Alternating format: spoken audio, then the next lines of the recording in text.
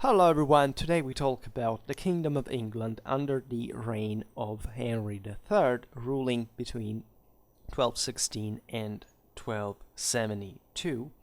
Even though he came of age at 21, the fact of being in control of the government by 20, he had been born on October the 1st, 1207.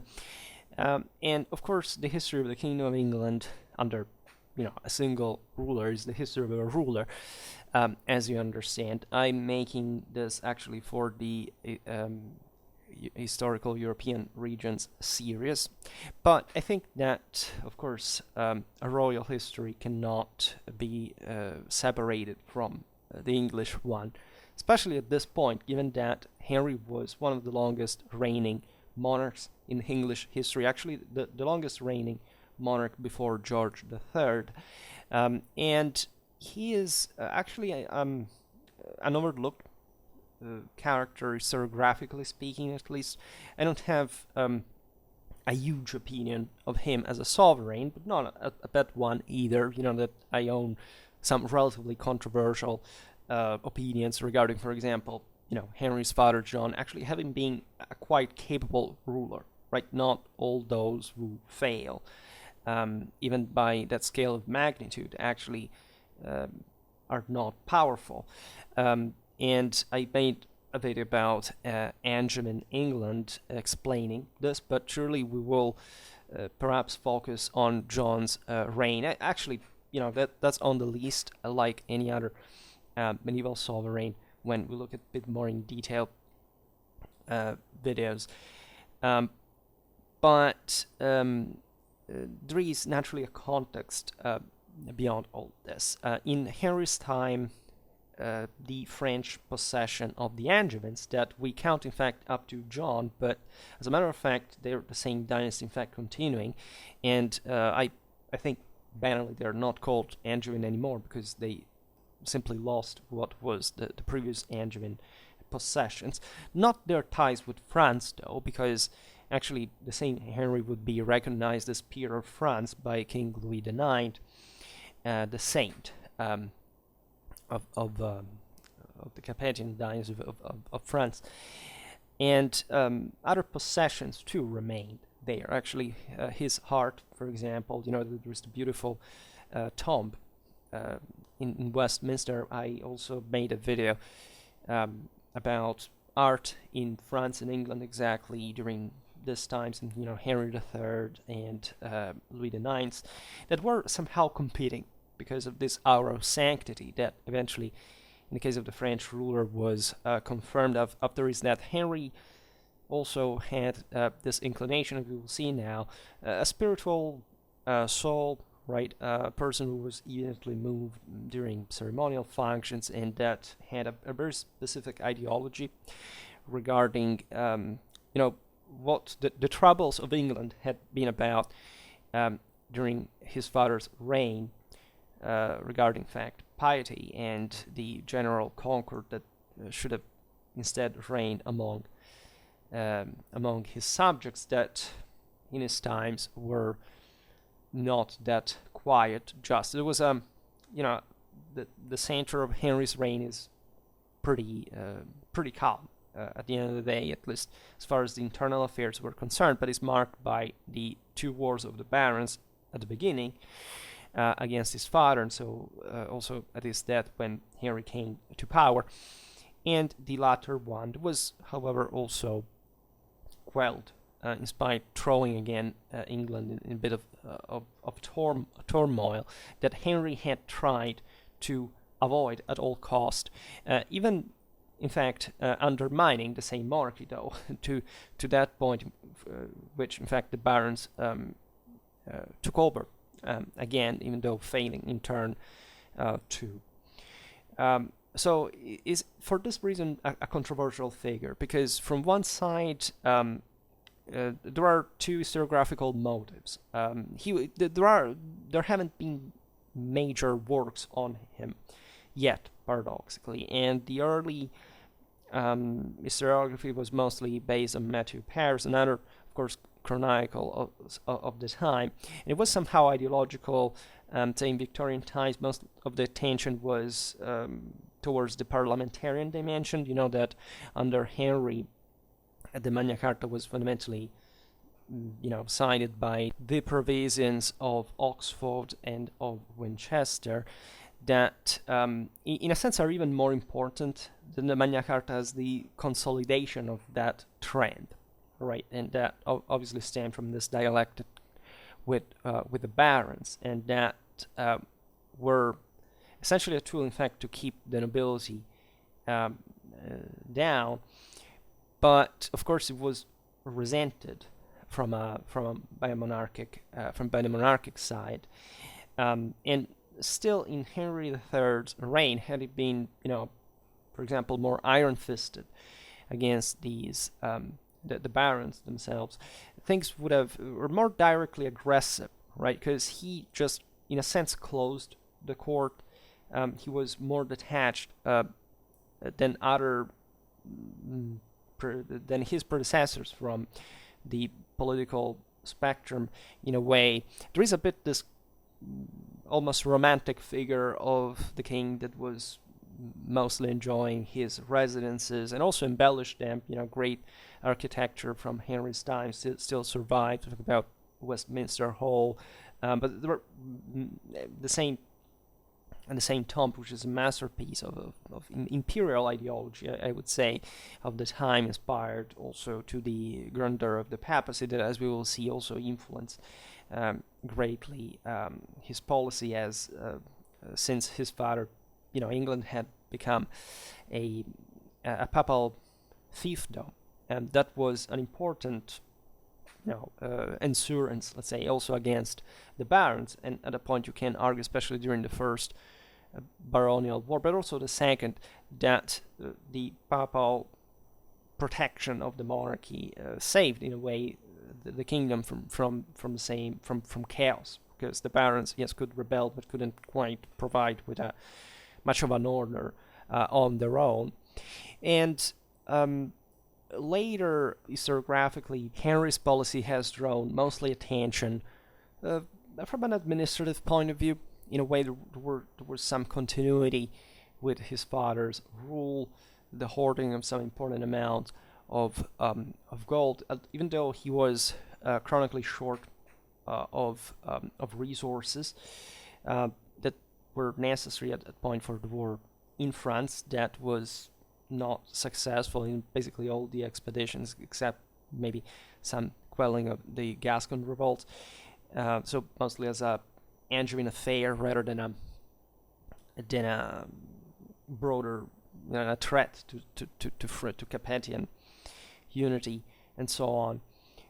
But say historiographically, there's not been a judgment of the sovereign, at least not so resoundingly. Right? I think there is a bit the stereotype that since he was seeking for, again, peace, tranquility, avoiding conflict whenever possible, the idea that it was somehow just a peaceful person himself, right, prevailed, right? And probably was true. At least what the few that we know about him is that he was like 1 meter and 68, and his father wasn't that tall either, but also people were short in those times. His mother was Isabella of Angoulême, and he was a cheerful, like, open, direct person. Like, he was amicable.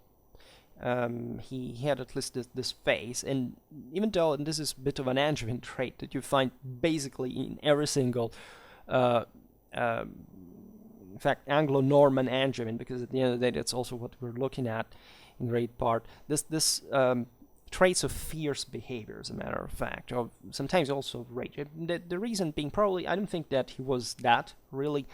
It's just speculation. But of course, he had to swallow pretty bitter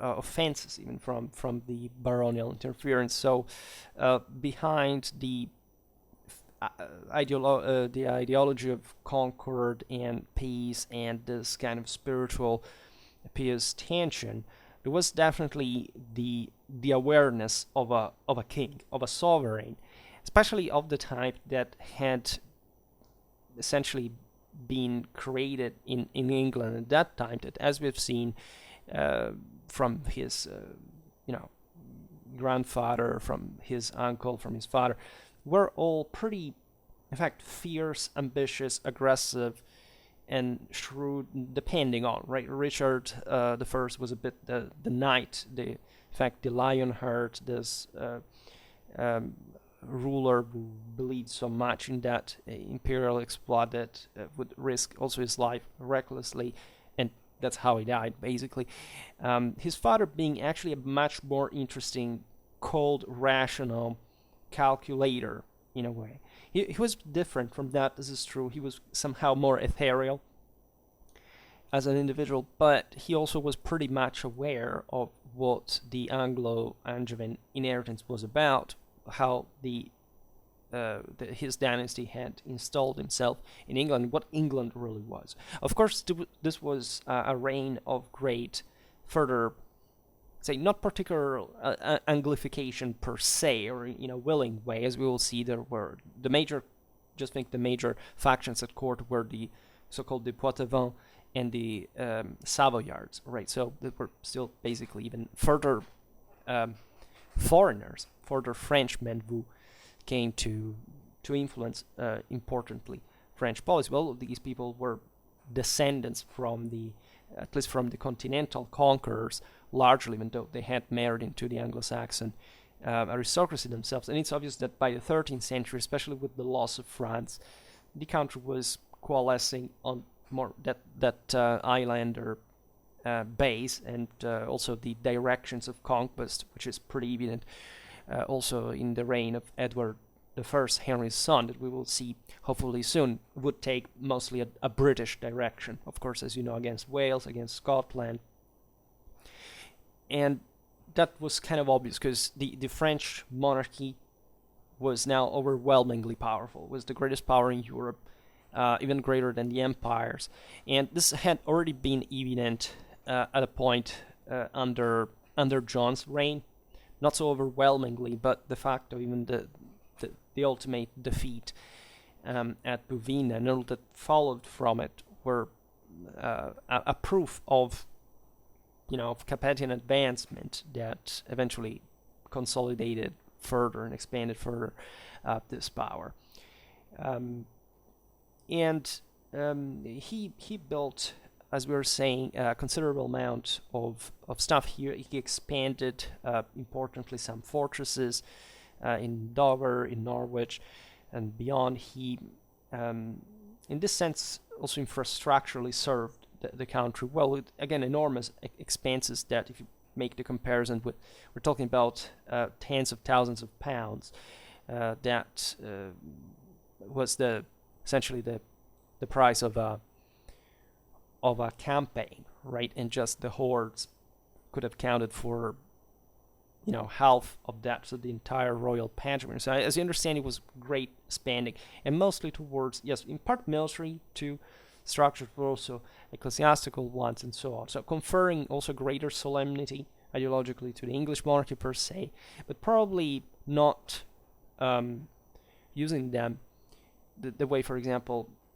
John had done. So essentially trying to enforce further the monarchic power per se, that had surely triggered the baronial rebellion that John was handling before he died during it of illness.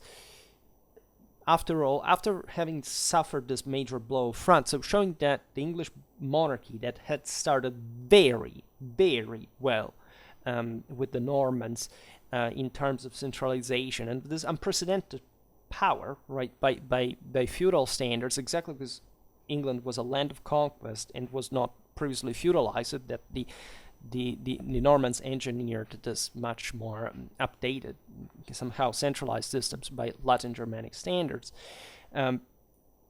was lost. Let's say was not enacted by Henry. That opted for peace, but not being able eventually to maintain it per se. He was also known as Henry of Winchester because he had been born there. We know a few about his early life. He was educated just like a normal, heir. He was the firstborn son. He had other 4 siblings. And so he was raised knowing that he would be the King of England, right? Unless something dramatic would happen, as actually had been happening among the Angevins, as we've seen. He probably had a close relation with his mother in this early years, because Jonathan was famous for his many mistresses. He had often an itinerant lifestyle. Henry was the king that, compared to his predecessors, traveled the least in England. And of course in France, because France was lost, right? Largely he would undertake some campaigns there, but thus not as a general political touring, right?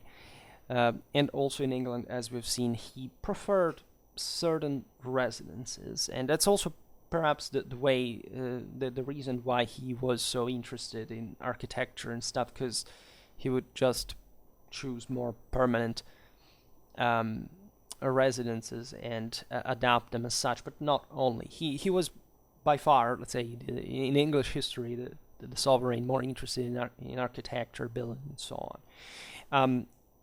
His feudal titles counted, of course, the Kingdom of England, but also the Lordship of Ireland, which perhaps in his family had kind of an eye of regard as kind of schooling ground. As you know, John, nicknamed Lackland, actually, he was provided by his father with Ireland, right? Actually, John was his father's favorite.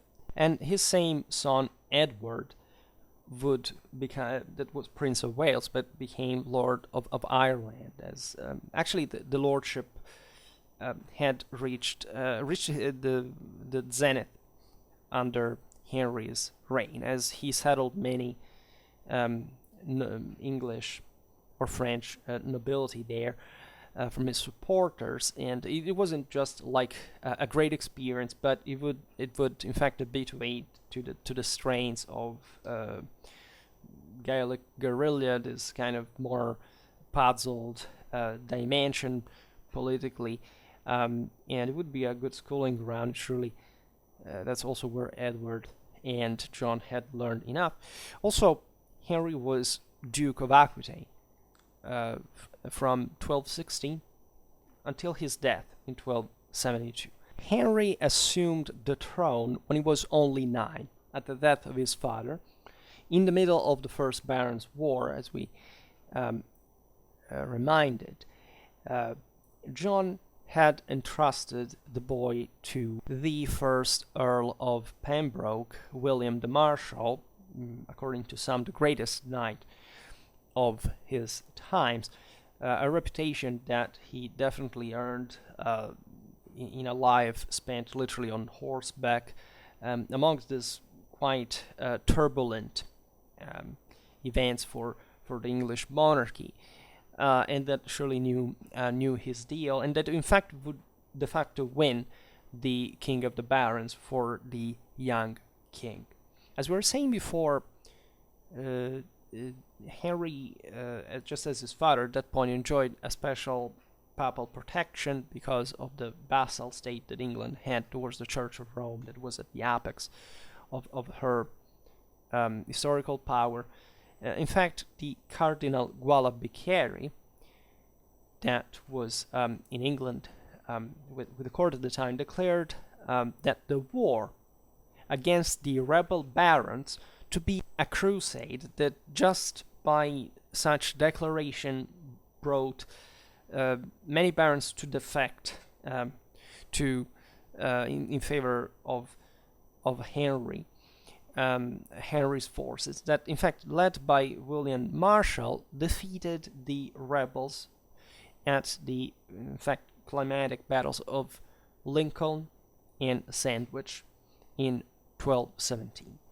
Lincoln was considered that at this point Westminster was occupied by the rebels, so the situation was pretty dramatic, right? There was no certain future for the young Henry, and the Battle of Lincoln was essentially a gamble by William the Marshal that, by witnessing the split of the rebel forces, one chunk of which I think had gone besieging the castle of Norwich, decided to attack the rest at Lincoln, literally entering the city. It was essentially a urban battle, and through this fierce street combat, taking down barricade house by house, in that kind of brutal, ultra elite knightly professionalism, like of course with lots of other troops in between, but being led by this grizzled veteran, expelled the rebels and basically scored this magnificent victory that is, if you look at it in perspective, one of the single most important in English monarchic history, because it literally disengulfed the country. Sandwich is a naval battle in which the English, led by Hubert de Burgh, Henry's justiciar, destroyed the French fleet in the locality. This was particularly important because the barons were supported nonetheless by the King of France, Louis VIII, that had even declared he would essentially access the English throne, claiming rights on it.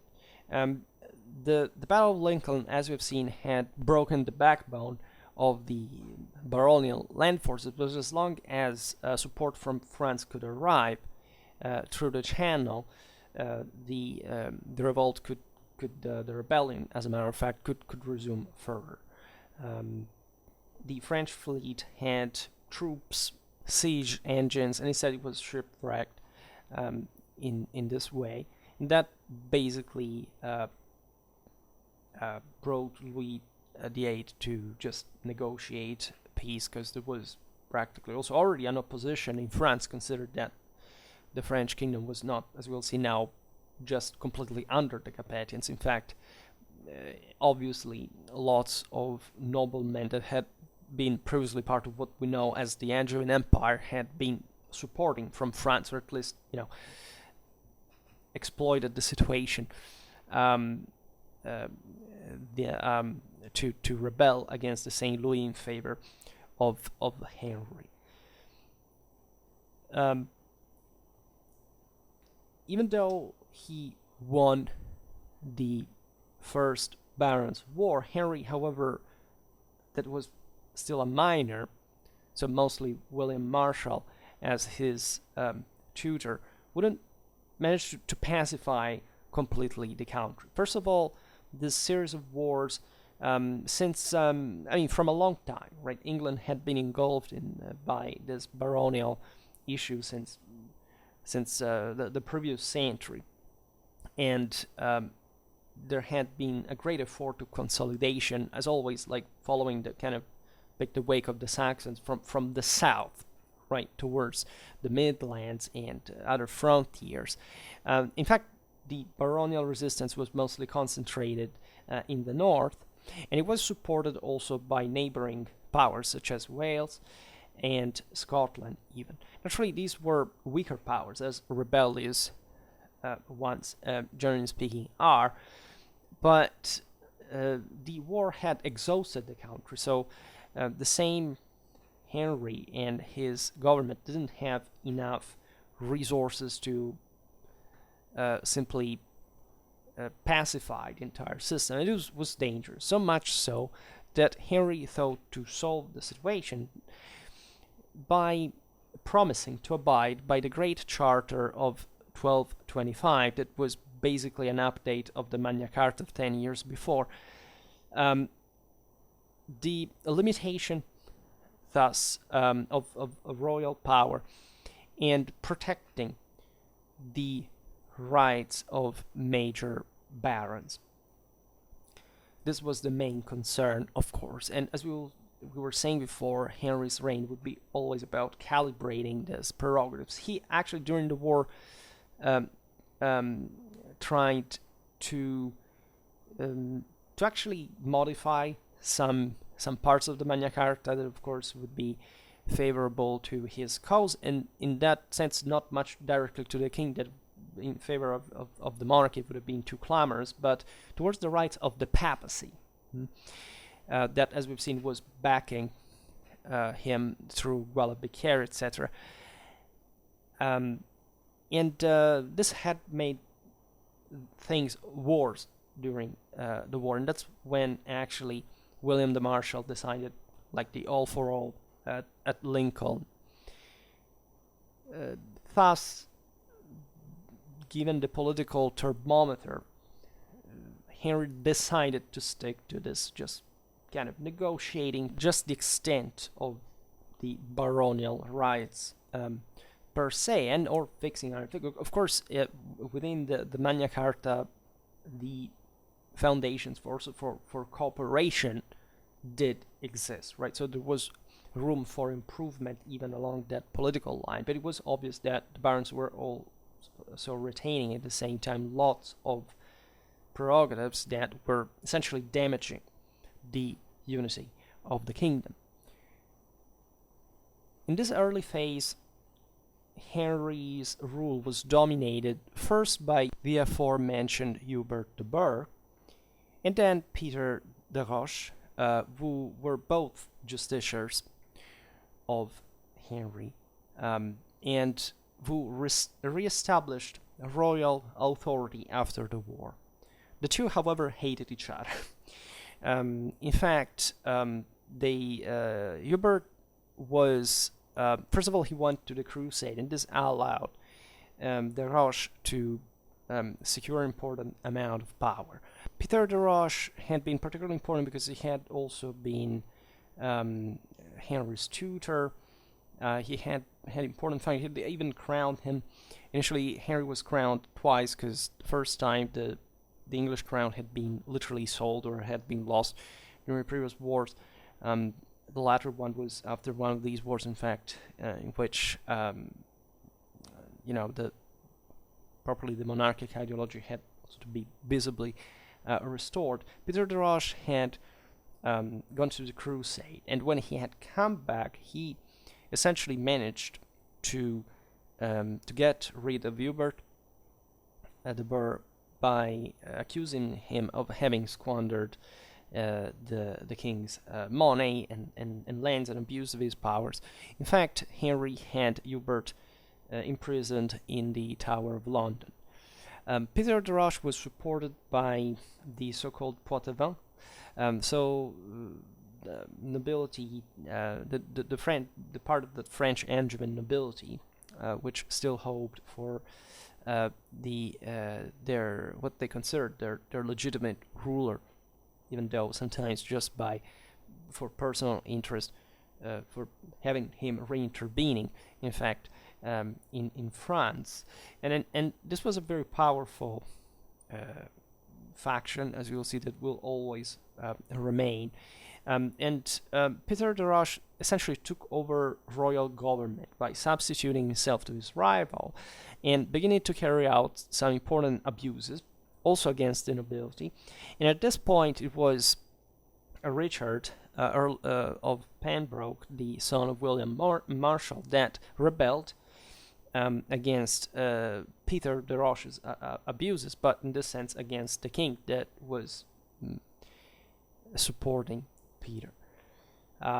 So a war ensued that was eventually lost by the barons, but that highlighted some problems within the kingdom, as Richard had the support of Ireland and of Wales too, and these were areas again where royal power authority had somehow shrank during the civil strifes, and that had, especially from Wales, just allowed the rebels to plunder into the English heartland. The barons failed.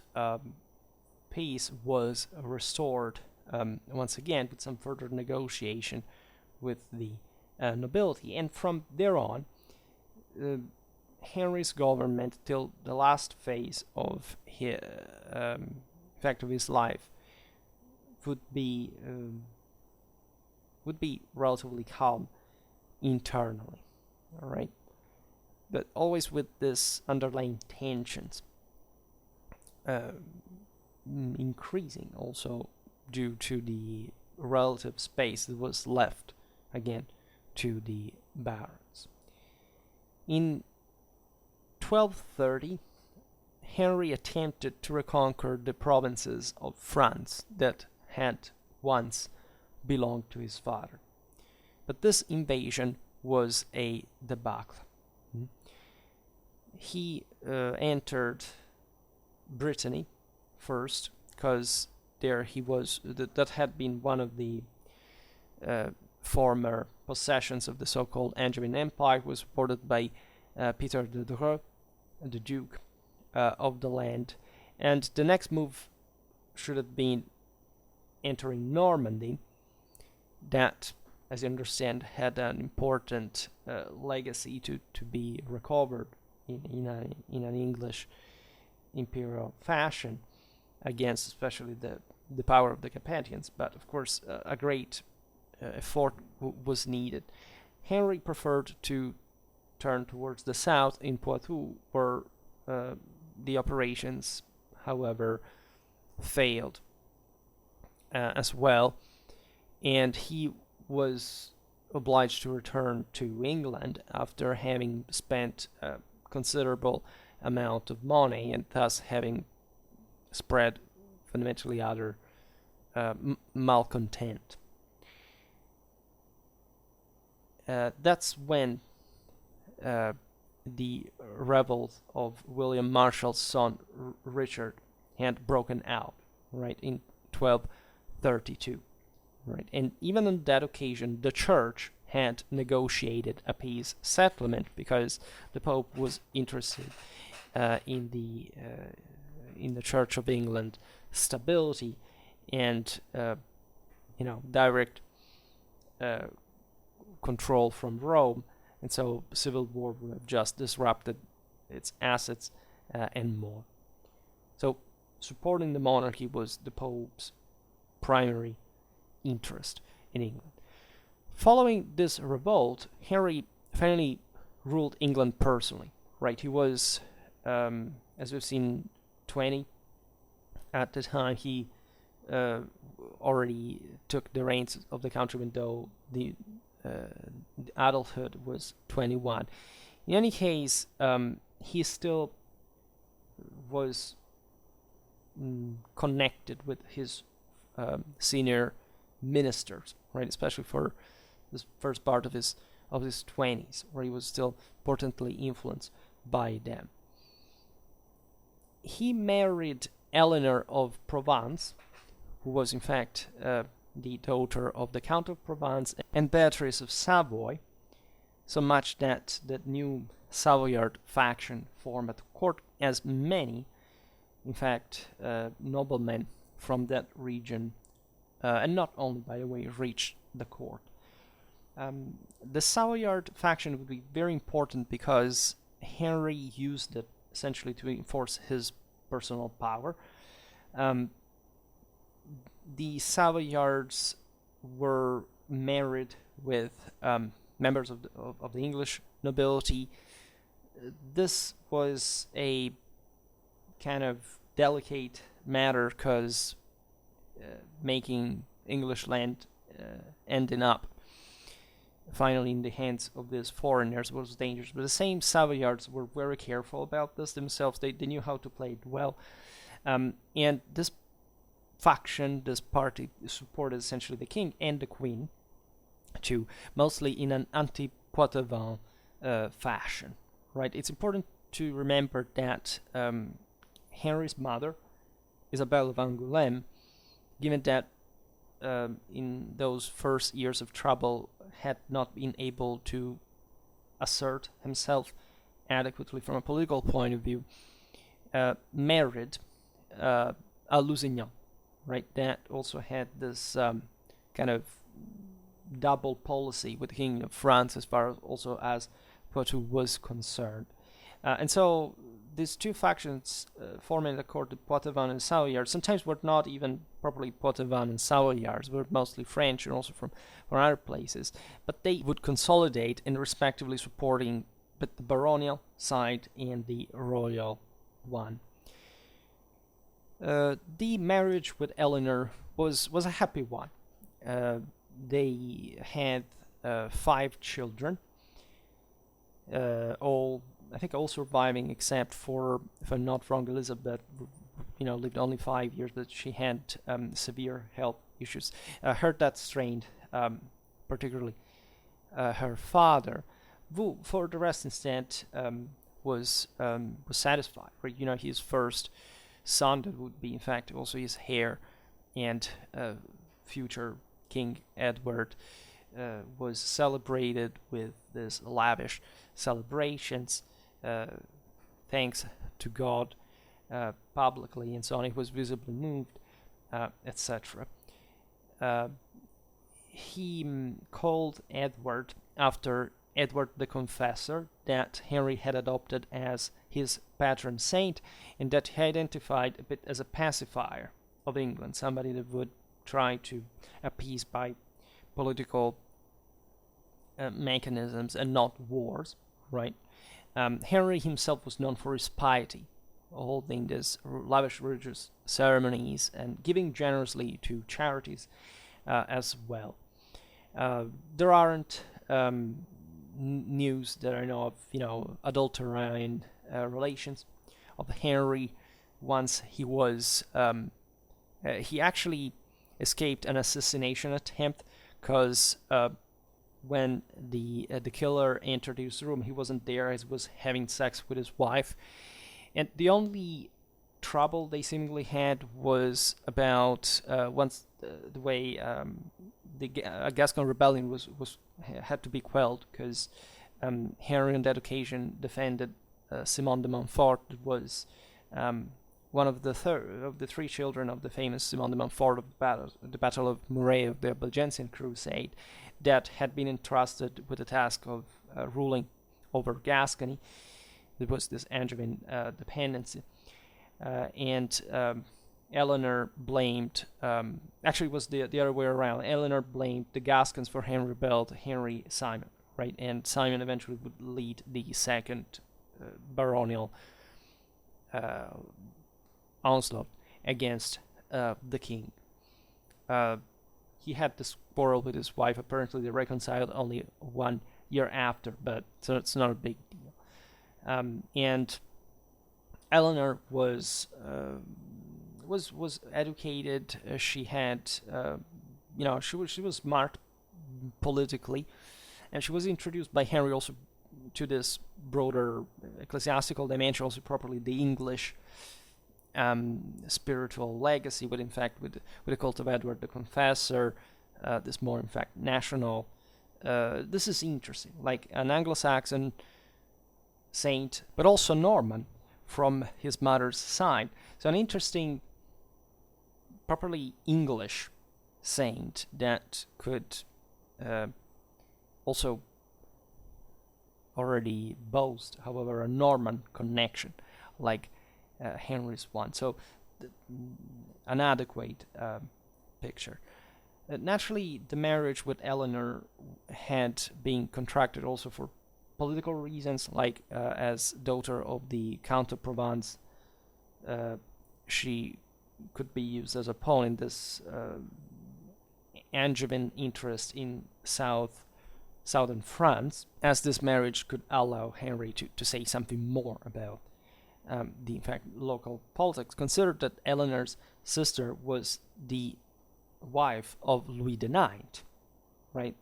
And that would turn out useful, especially during the Second Barons' War, because Louis helped Henry also because of that, but also because of his royalist ideology that in France, as you know, was much stronger than in England, at least because of the Magna Carta had happened. And so that's what essentially the Angevins were trying to repristinate. Also, thanks to this magnificent Capetian success on the French front.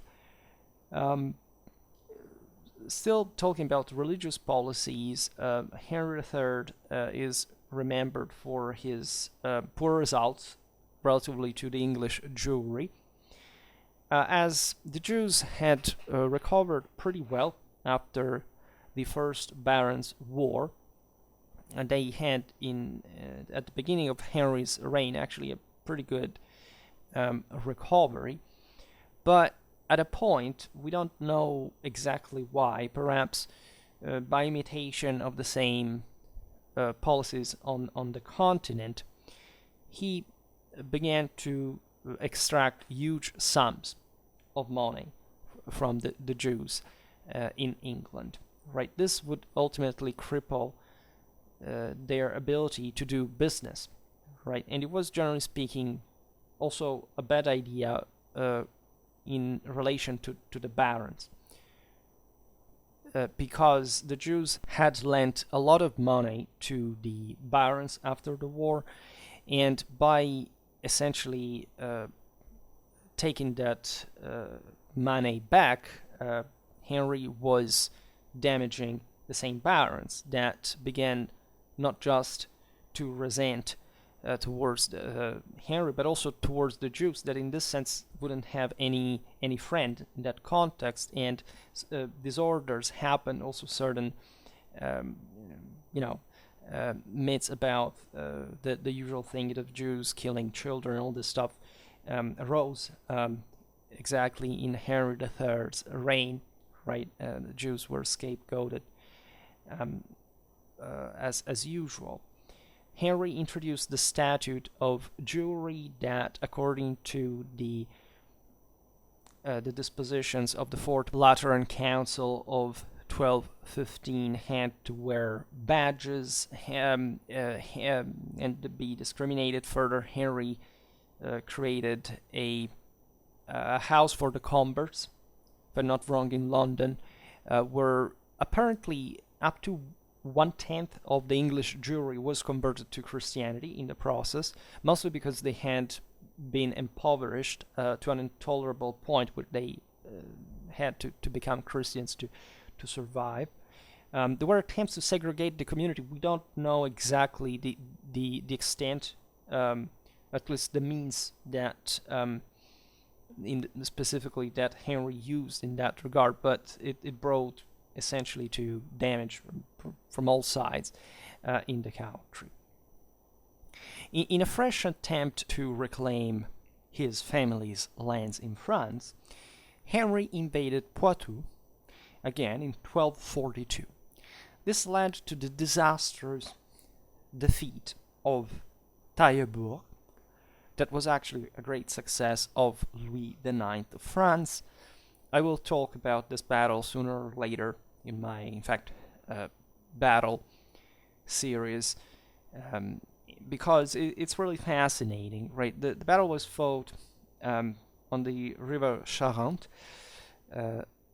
on a bridge, at least the bridge that the Angevins controlled was heavily defended, as Henry's forces were less numerically than the French ones. This position was so strong that he thought he was safe for that matter. So Louis IX carried out a remarkable operation, an amphibious one, like the ones he would eventually display in Egypt, in spite of the general failure of the campaign there, etc., that consisted in basically charging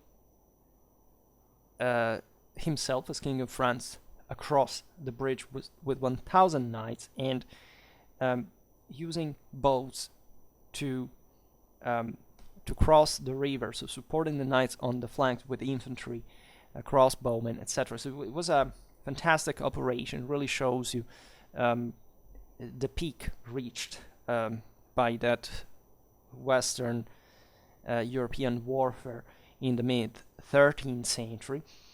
And in spite of the strong position and the hard fighting, Henry's forces were obliged to retreat. After that, there was actually a negotiated truce, which avoided Henry being surrounded. In fact, the monarch managed to flee. And on that occasion, he wouldn't meet with Louis IX. That instead, he met personally years afterwards, while he was when he was at peace with France. But Henry had gone to southern France to quell a revolt. And on his way back to England, he met with Louis, and they became friends.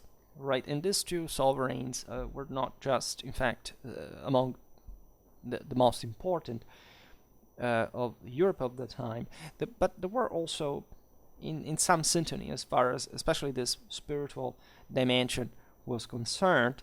The you know that Louis IX had an enormous fame, even just as a sort of reliving Solomon, and he was sought after by all the monarchs of Europe to settle their quarrels, right? And he would intervene in England as well. That was a way to extend also French power, not just with arms, but it would help Henry, as I was hinting at before, and we will see in a while. But as far as the military front is concerned, right, Henry failed this one too. In fact, after the defeat of Taillebourg, Henry relied on diplomacy rather, and he started cultivating an interesting alliance with Frederick II of Hohenstaufen, Holy Roman Emperor. That exactly in those years, as you know, we made several videos about Frederick, was struggling against the papacy, engulfing half of Europe in some of the most vicious wars, conflict, igniting, in fact, tensions in a Germany that was ever more privatizing, decentralizing, the wars against the Lombard League. So it was actually an interesting way to side internationally, because Henry's interest was mainly to convince Frederick to support him in France to recover his Angevin possessions. Like, Henry was very aware of that, even though he again could have in more or less cordial relations with Louis IX, whatever. Still, his royal dignity and integrity couldn't make him give up on his dynastic, what he considered legally his dynastic possessions. Frederick, this was not like a particularly brilliant move, because Frederick was mostly, as you know, ruling from Sicily and involved in Italy at large. He was rarely in Germany too, so the French scenario was even more distant. We've seen actually in the video about the Dauphiné the other day how there was some gaming, of course, especially as far as the Kingdom of Burgundy was concerned, where Louis IX, in fact, came to hegemonize a bit the successory crisis of the Dauphiné, essentially scoring a success over the empire. That happened also later, telling the truth, when Rudolf of Habsburg was already there. So after the interregnum, and we'll see the thing now. But it's interesting that Henry chose this because Frederick was the bitterest enemy of the papacy, and the papacy instead was supporting Henry in England. So it was, in a way, a bit awkward.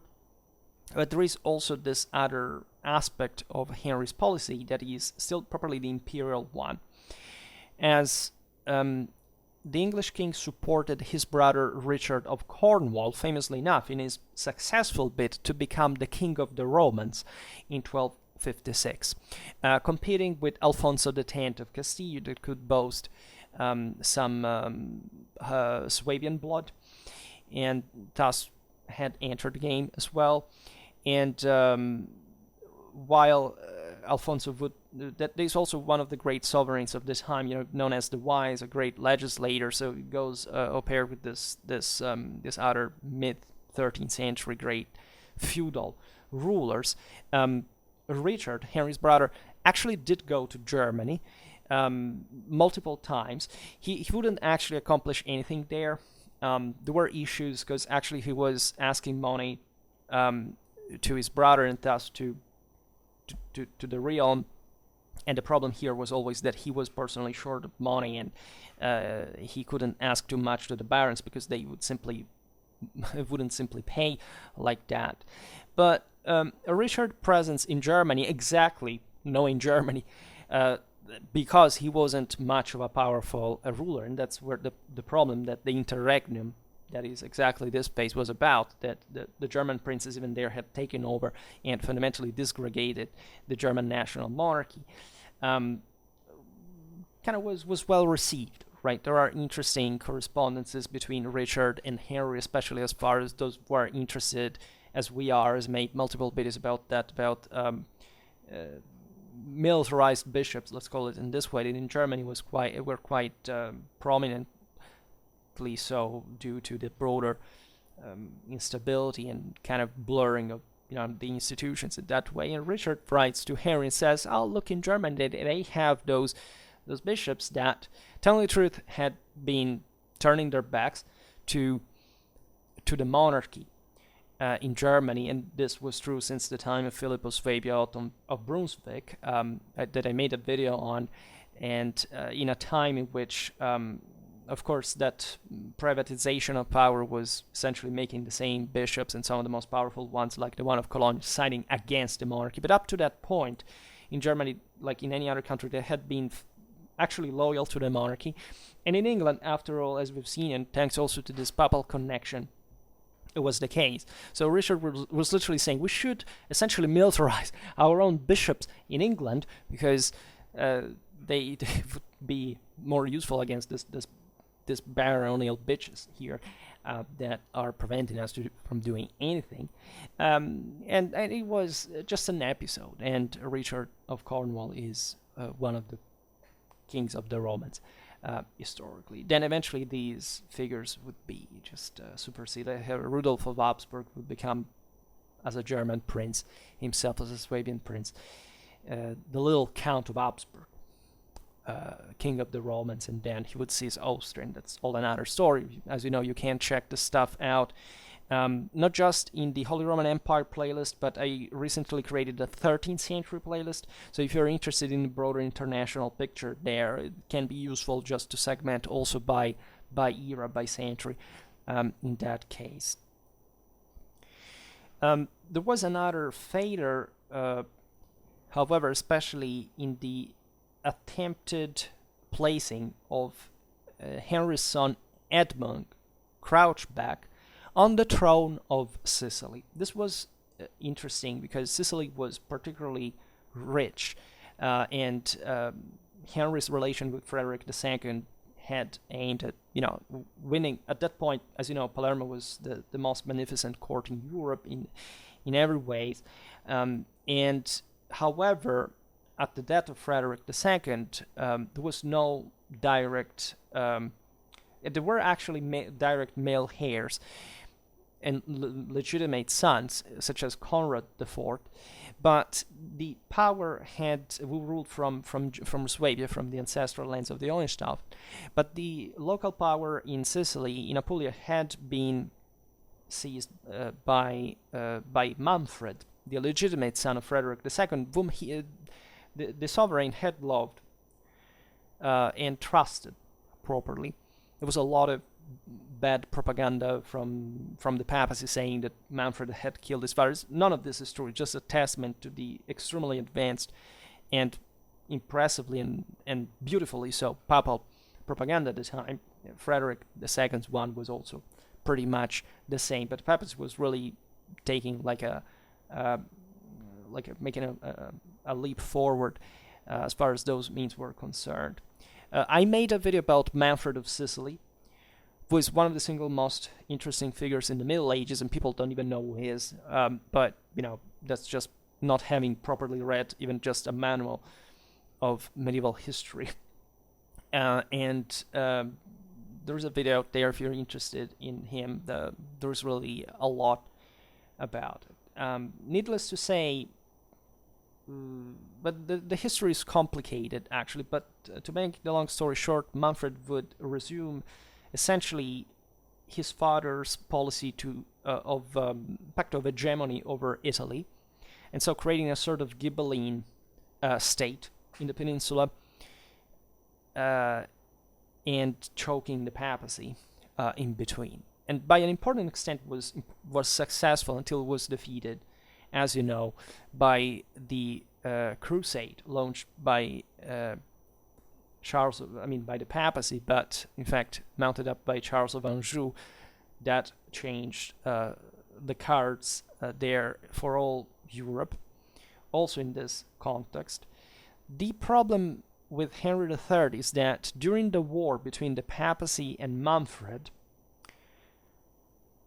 the papacy had actually accepted Henry's request to place his son Edmund, another name of an Anglo-Saxon saint, bear it in mind, on the Sicilian throne in exchange for, first of all, a large amount of money, that, however, Henry did not have, and also that he agreed to pay the papacy with after minimal consultancy with the barons. Bear in mind that what we properly in the sources we can read as Parliament in England appears exactly in the 30s, in the 40s of the 13th century, right? After the Magna Carta, actually. So this was already a huge problem, like finding the money for that, plus even sending an army, which was arguably even more costly. So while there was a concrete possibility historically that an English king would become the sovereign in Sicily exactly at this point, and even there changing the entire course of history in many ways, this failed essentially because of the lack of a will of Henry in many ways, but also importantly the lack of money, because large amounts of it had been invested in the enterprise, but they were not sufficient. That this is what Henry is generally criticized for, that he wasn't so resolute, direct, going for it. Even militarily speaking, he in France multiple times, he planned, he prepared, but eventually he didn't just grab right and bite and fight, right? Very differently from his son, or also what had been a bit like the Angevin tradition, like for his uncle Richard, who was literally a living battering ram, or his father too, that was pretty determined as well, right? And some people want to give a psychological explanation to this, that is to say, he had been quite impressed as a child, as it does happen historically, in this case, because of the First Barons' War, so these revolts that had probably also made him insecure throughout all the formative years, and so left a mark on him in that regard. But this behavior probably was also pretty political, pretty ideological in a way. For example, Henry planned to go on crusade to the Levant, but there were other things getting in the way, right? He was prevented from following Louis IX because he had to quell some, the aforementioned rebellions in Gascony. He made a lot of plans, arrangements, but fundamentally he would never go there. Edward, his son, would. You know what the story was? He actually joined Louis IX, who would die of plague at Tunis, but that was by far the largest crusading expedition, would have surely reconquered Egypt, and from there Jerusalem. Instead, the French monarch died, but even the English had mobilized an impressive amount of forces, the Aragonese as well. Again, that would have been a top expedition. It was very well organized.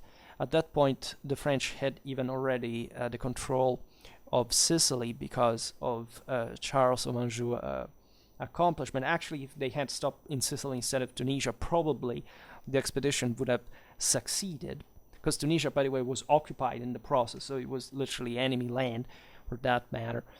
You know that Edward was also wounded in the Crusades as he escaped an assassination attempt by the assassins that essentially managed to wound him with a poisoned knife, and he managed to kill the aggressor, and instead his wife, that was a princess of Castile, sucked the poisoned blood out of the wound, like this sense of properly of loyalty, of fealty, of devotion. And he was about to die where he would have not had the malleus Scotorum otherwise, but things went differently. And Henry was always saying, now I will join, or at that time actually he was more scared of what was happening in England there, that also prevented him from undertaking such enterprise, because it's the same years of the Second Barons' War, we'll see in a while. But some made the malignant remark that he was claiming to go on crusade just to collect the crusade tithes. And this is interesting because also his father and himself, as soon as he rose to the throne, declared himself a crusader, right? So having the intention to go on crusade. So that's a bit of a face they had to keep by receiving special immunity by the papacy, right, in the process. So it was also shrewdly political in nature. Now, why did the Second Barons' War break out? So first of all, there is this first problem in 1258, when Henry's rule was increasingly unpopular, mostly because of the enormous amount of money that had promised and already paid to the papacy to buy the Sicilian throne for his son. The increasing influence of the Poitevins, together with the Lusignans, that, as we've seen, were mostly backing the barons, right? The role of the local officials in collecting taxes and debts in England, right? That's something which has also been criticized in Henry's rule. That is, the sheriffs, other crucial figures that had lost power objectively after the First Baronial War. Also, William the Marshal had to resume the exchequer because that had basically not been reactivated for a long time and so on. But they had stopped kind of being local figures connected with the single shires and were instead just foreigners that worked exclusively to collect money from the local. As we've seen, also the Jewish law had been a failure, so Henry's consent was dropping, and if it hadn't been enough, also the harvest failed that year specifically, and the barons coalesced, essentially realizing that Henry could not face this deal successfully with this crisis. And initially they were even probably backed by the same Queen Eleanor, seizing power in a coup d'etat. While the parliament had been summoned, they entered Westminster in arms, and they told, Henry freaked out, and he basically accepted to rule with a joint council of 24 elements that would have, it was always the same problem, like kind of enhance further the rights of the nobility at that point. Part of this brought to the also the expulsion of the Poitevins, telling the truth, because they had become so heavy, right, in the internal policy, that even the same barons got rid of some of them. And the following war would actually, and ultimate royal victory would bring to another exodus of these elements. The reformed royal government that followed, because Henry wasn't removed, was essentially affirmed by by the aforementioned provisions of Oxford, right? That were, again, together with the ones of Westminster, even together probably more important than the Magna Carta, and they do not draw so much attention and appreciation, but they concerned important elements, especially land holding. The Manmort too was disciplined better, and so on. And in all this, Henry sought the support of Louis IX, because there was a lot of back and forth in power. Nor the king nor the barons were able to govern effectively. At some point, Henry had to literally flee through the crowds of London. There was not like open war, right, yet, but the country was somehow falling apart. So that he finally went to Paris, together also with a baronial delegation, enacting a peace with France in 1259. That's when Henry gave up his rights to his other lands in France in return for King Louis IX, recognizing him as the rightful ruler of Gascony. That was an important settlement because it kind of ended at least an important part of Angevin claims on French territory. The baronial regime collapsed. After some time, Henry was unable to reform a stable government, and instability across England continued. So the so-called Second Barons' War broke out in 1263, when one of the more radical barons, the aforementioned Simon de Montfort, seized power. Simon was ruthless in many ways, and Henry at that point persuaded Louis IX to support his cause and managed to mobilize an army on his own. So that's where properly war break out, because Henry was ousted but still managed to collect the resources to mobilize to levy an army. It was mostly a foreign mercenary force, as you can imagine. Louis IX, as we were saying before, supported Henry because their wives were sisters, and the Capetian king was one of the most magnificent, if not the most magnificent, embodiment of royalism and monarchism in the bloom of feudal power that Capetian France really was. I made a video specifically on this topic. There's a medieval France playlist if you're interested, looking at their perspective. In this case, in fact, there was much to gain from still a French mediation to reinstate monarchic power in England, as opposed to destroy the country further, destabilize and creating other problems, right? There was properly also a Catholic understanding of universal order stemming from unity, not from further disintegration. The military history of the Second Barons' War is very interesting. We could make a video on it. The Battle of Lewes and the Battle of Evesham are the key moments. The first one occurred in 1264.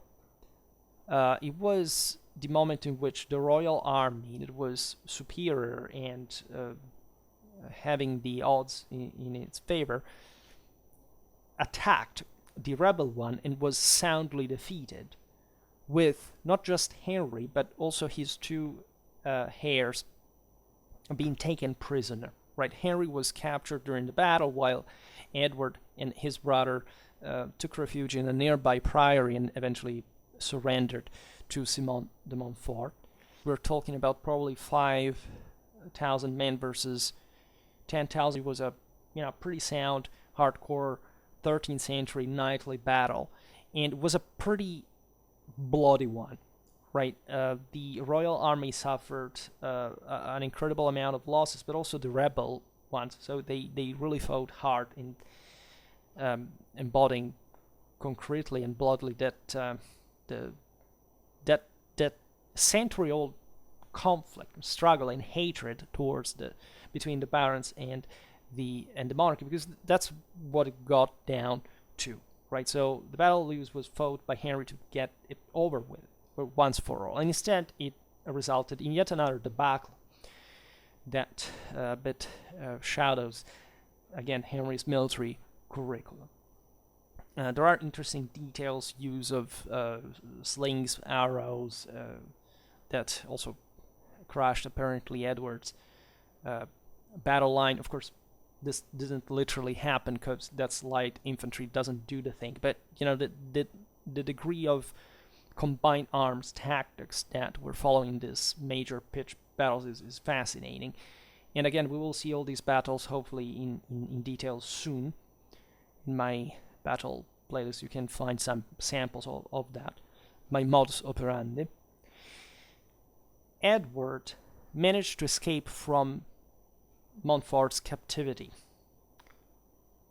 And this led to him crushing the same Montfort at the Battle of Evesham in 1265, which is also known as the Murder of Evesham, because basically Edward managed to arrive on the enemy flank and to surprise the enemy and surround him.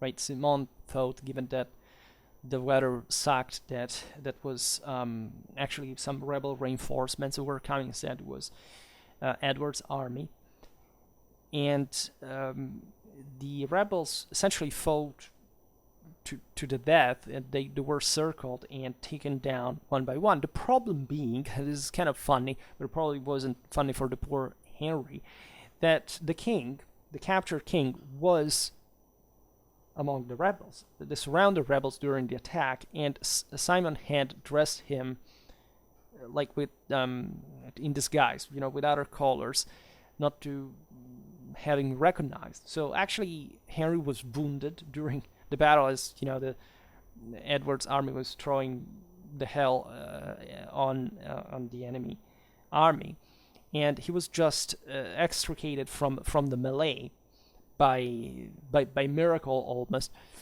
And Simon actually, the Montfort, was killed and as you know, cut to pieces, right? And properly there also embodies concretely what it meant to oppose to royal authority and the ferocity of the whole affair. The Battle of Evesham concluded de facto the Second Barons' War, right? Or better, the situation was pretty messed up all over the country. We will talk briefly just of Henry's policy towards the Welsh and the Scots in a while, because these had usually rebelled. The Welsh had always supported kind of the baronial side, because they were the most pressured, and the English had not yet managed to curb them. It would take Henry later, as we will see at some point. Edward, sorry. Henry initially enacted a harsh revenge on the remaining rebels. Basically said that these rebels had to be cut down all over the kingdom. But from this, chaos ensued.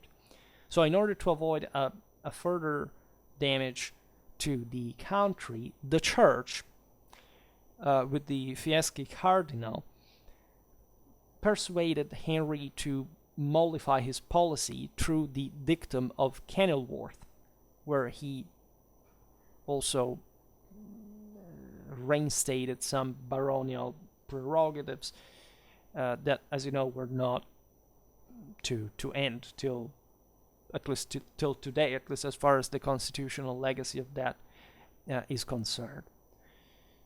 Even after this, a fort reconstruction was slow.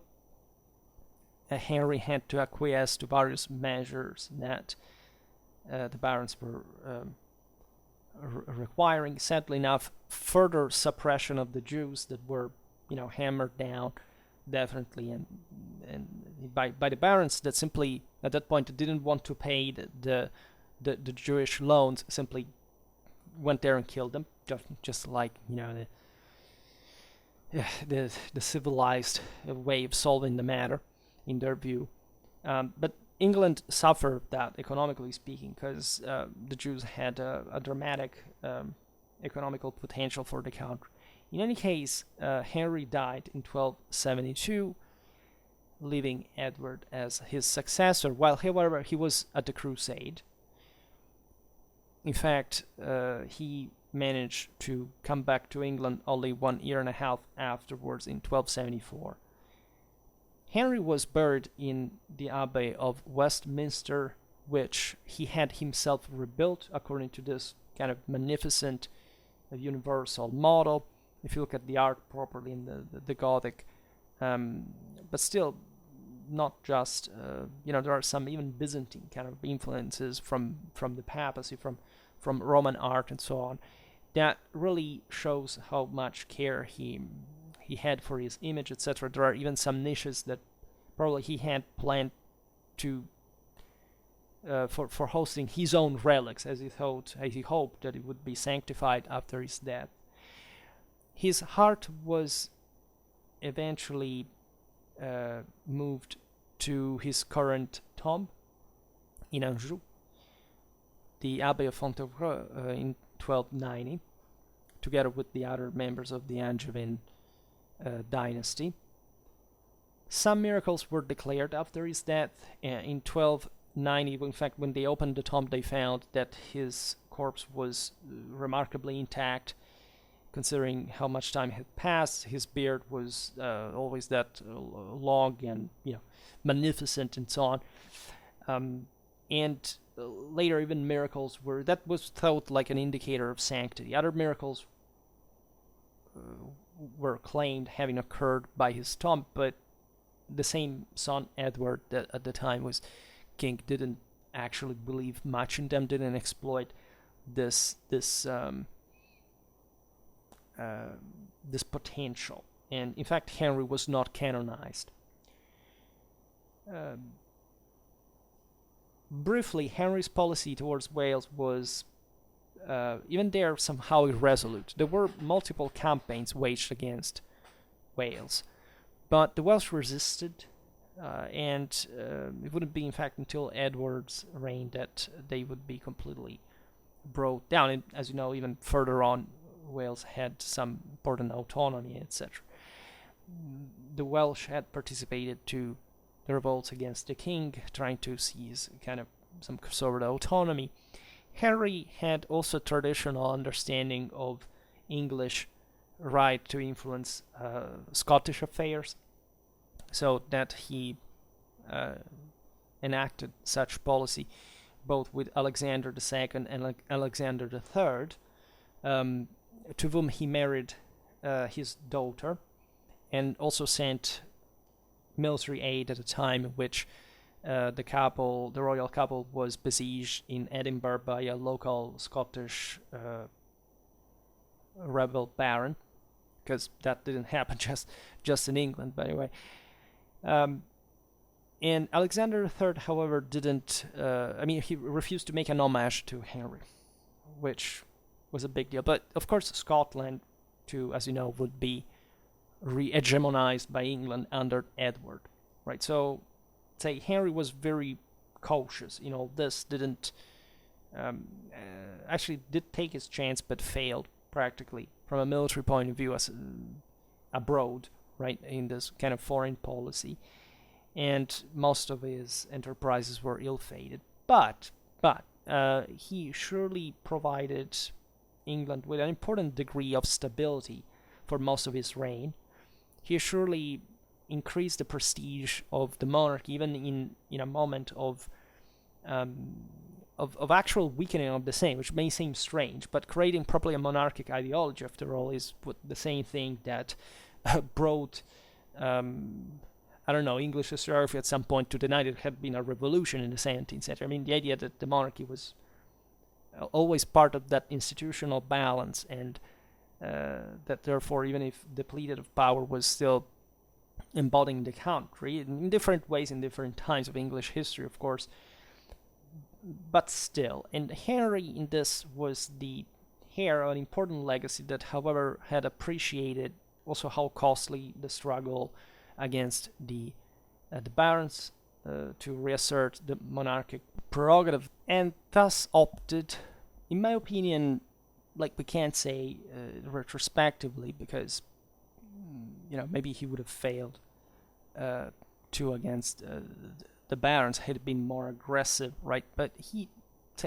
opted for a coexistence with the nobility to the degree that the Magna Carta had sanctioned after the dramatic loss of the continent, or almost all of it, compared to Henry's grandfather's possessions. They were basically the most powerful in Europe, right, in his time. So there is really a remarkable story, in my opinion, to make about the sovereign, to appreciate especially the degree by which his attitude was, just ideological, pragmatic in that regard, whether he wasn't mistaken for a naive in some ways, and what he actually thought of his royal prerogatives, that from the official documents always seemed to be very well outlined, right? He was very well aware of them, and thus also these troubles to the end of his reign with the barons really may explain, because at the end of the day, that was the other part that was negotiating with the monarchy. Even though this is perhaps also true, that the lack of energy with which he tried to extend the monarchic prerogatives probably did weaken also the monarchic apparatus per se, right? We have seen it with the royal officials that were just not such real representatives of the local communities, but just royal agents. And so, for example, his father had been quite eager in, for example, demanding the nobility the payment of debts, even confiscating lands, castles, being very harsh in that way. Of course, it was a different time, especially before Bouvines, but even though that does reflect some sort of general decline of perhaps some more refined means of government, as a bit the Anglo-Norman tradition had established through specific institutions, etc. That was more like, iron fist. But probably they had won the monarchy more than what we can see. And in that opinion, in fact, John's reign is deeply misunderstood. And especially the king's policy, at least, is deeply misunderstood, and his capacity, even in keeping the monarchy afloat in that enormous crisis, you don't have to underestimate, right? But there are many reasons why, of course, John is being criticized, and again, it's not just the failure per se that makes you capable or incapable. You have to assess case by case, because sometimes it happens, sometimes it doesn't, right? So it's not that simple. And historiography, I think, has been a bit too superficial, I think, in maybe not today completely, but in trying to, to stress especially, and after all, what were the rights of the monarchy, and how did the sovereigns pursue them, which is not, let's say, much of a popular way of seeing things, especially in the Anglo-Saxon world, literally emerged from the way eventually that monarchy-parliament balance turned out to be, and even eventually with the American War of Independence, an ever more anti-monarchic direction.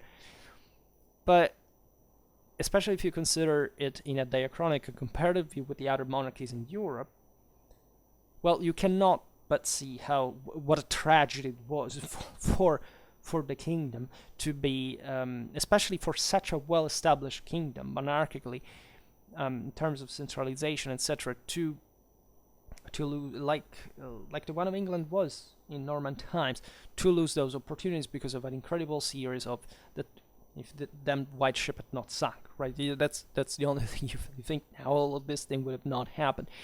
But this continuous wars, this continuous settlements, what strikes you is how just the barons could maintain a control of the country for so long. It's basically, at least not completely, not institutionally, but just the possibility of simply calling the King of France and splitting England in two, and all the damage that would derive repeatedly from this over the generations. And these kings were just trying to establish something, to at least to maintain something, to develop further, and they were frustrated by such dynamics. But one can't properly say whether on the hyper longer term this, of course, has we can't know how history would have changed for the world, for England, if things had gone differently.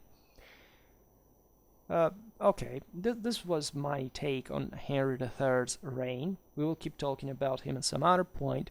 For today, however, I stop it here.